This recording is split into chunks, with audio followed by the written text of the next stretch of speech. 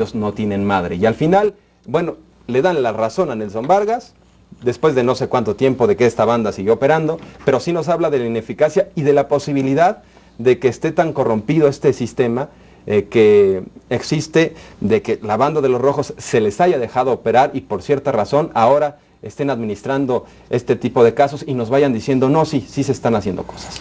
Me encanta la palabra que utilizas, administrar la investigación policíaca, de acuerdo probablemente con intereses de los propios policías, los jefes policíacos, y a veces incluso con intereses políticos. No me parece casual que los dos casos más relevantes perpetrados contra personas que tienen pertenencia a las élites del país, como el caso de Silvia Escalera y del joven Martí, aparezcan como un elemento de conflicto a debatir públicamente, porque en los dos casos se está tratando de corregir a autoridades o a policías o gremios policíacos que tuvieron que ver con estos asuntos. El caso del joven Martí, por ejemplo, sigue ahora en el tapete de la discusión. ¿Son los asesinos originales los que fueron aprehendidos por la Procuraduría de Justicia del Distrito Federal los que realmente mataron al joven Martí? ¿O este que apareció espontáneamente a denunciar con una frescura impresionante, yo soy el asesino del joven Martí? Y además de decir, la señora Lore no tiene nada que ver con esto.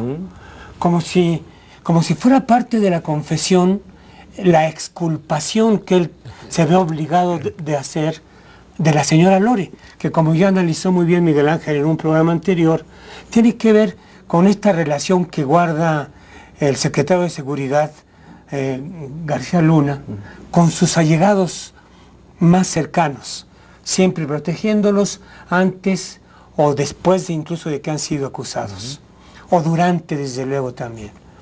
Esto, por ejemplo, y luego el caso de Silvia Escalera, parecería estar mostrando un interés de exculpar a unos y acusar a otros, con no sé exactamente qué propósitos.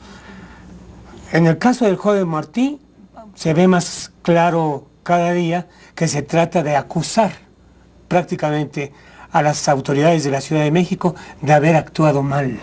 De haber fabricado culpables. En el peor de los casos, de haber fabricado incluso culpables. Pero quizá, no quiero interrumpir porque además no hemos escuchado a José Antonio, pero cuando me toque el turno de nuevo, pondré el acento en el hecho de que se trata de exculpar a la comandante Lorena González por su vínculo cercano con el ahora comisionado de la Policía Federal, Facundo Rosas, y con el propio secretario García Luna. Bien, hay una administración. Y me quisiera referir más adelante, ¿qué tiene que ver todo esto con nuestra relación con Estados Unidos? La criminalidad.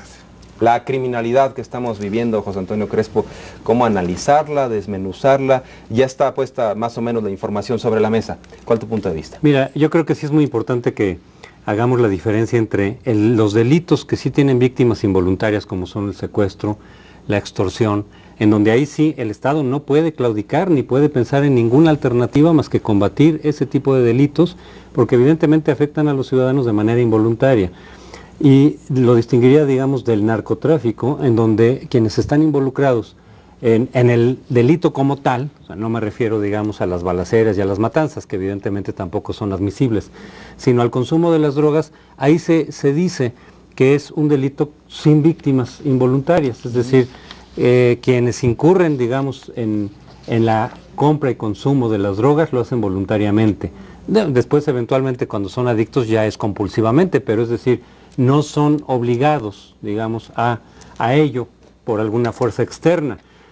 ¿Por qué digo esto? Porque cuando algunos proponemos como una alternativa al combate frontal al narcotráfico la despenalización de la droga, por lo menos de la marihuana, en un primer paso, eventualmente explorar, como sucedió con el alcohol y con el tabaco, nos dicen, no, es que de todas maneras son las bandas que están incurriendo en extorsión, en secuestro. Que en todo caso cambiarían de giro, que evidentemente, ¿no? También, entonces decir, bueno, claro, si son las mismas bandas, a esas bandas hay que perseguirlas a raíz de ello, en todo caso. Pero a mí sí me parece que los estudios que hay disponibles señalan que el narcotráfico, de ahí el poder de los cárteles de las drogas, es un negocio mucho más rentable, es un delito mucho más rentable y por lo tanto más difícil de terminar, más difícil de erradicar.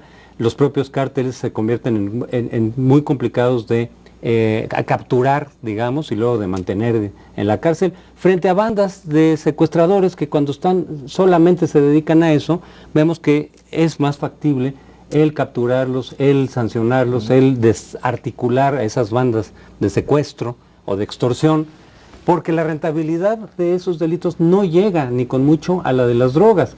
Entonces, a mí me parece que es importante mantener separado esto, porque cuando uno dice hay que despenalizar la marihuana, por ejemplo, ¿no? Como lo hacen en Estados Unidos, hablaremos de eso. Dicen, no, porque son los mismos que, bueno, pues en función de que sean extorsionadores o de que sean secuestradores, pues ahí sí hay que comerlos, pero no van a tener la misma capacidad de desafío, o no tendrían, hipotéticamente, si les cortaras las fuentes de ingreso del narcotráfico, la misma capacidad de armamento, de inteligencia que la tienen, de estructura y de desafío con violencia al Estado. Es decir, eso los hace mucho más fuertes, los propios fondos derivados de la droga y de la venta y el trasiego de drogas. Entonces creo que sí, en el debate se tiene que distinguir que estamos hablando de cosas distintas, aunque eventualmente sean las mismas bandas.